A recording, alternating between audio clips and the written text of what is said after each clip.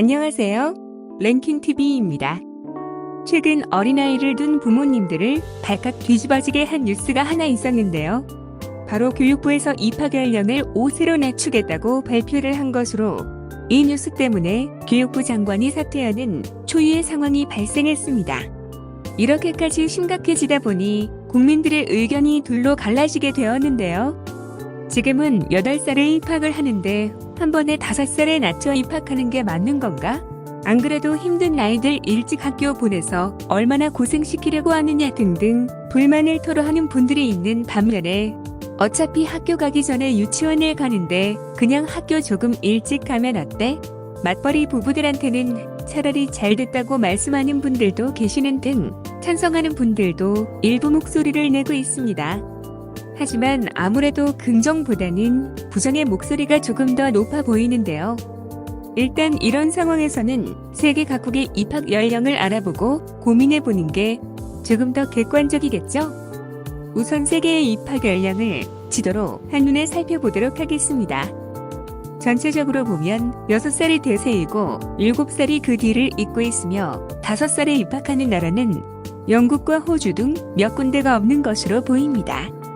한국은 자세히 보면 6살에 입학하는 것으로 조사되었습니다. 여기서 많은 분들이 조금 놀라시는데요. 만으로 7살에 입학하는데 어떻게 6살이냐? 하시겠지만 사실 생일이 지나야 만으로 7살입니다. 결국 3월 이후에 생일인 친구들은 6살에 입학하고 있는 겁니다. 이번 정부의 5살 입학은 6살 입학을 1년 앞당기자는 뜻이었고요.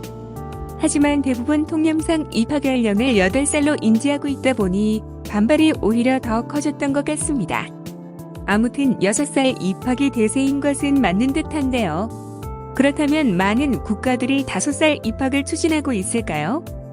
가장 최근 자료인 유네스코 통계연구소의 통계에 따르면 2021년 기준 세계 210개국 중 입학 연령이 만 5세인 국가는 25개국에 불과했습니다.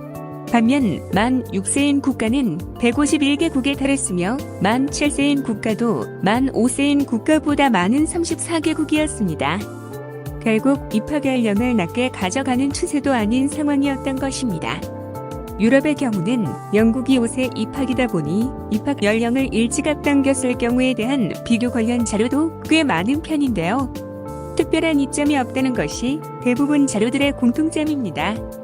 아무튼 교육부 장관의 사퇴로 일단락은 되었습니다만 5세 입학이 진행되든 안 되든 중요하게 생각할 점이 하나 있습니다. 아무리 좋은 제도를 도입한다고 해도 우리의 환경과 어울리지 않거나 운영하는 사람들의 준비가 안 되어 있다면 오히려 역효과가 나타난다는 것이죠. 일단 조기 입학은 여러 가지 의견 수렴을 거쳐가면서 신중하게 진행하는 게 좋을 것 같다는 생각이 듭니다. 오늘 영상은 여기까지입니다.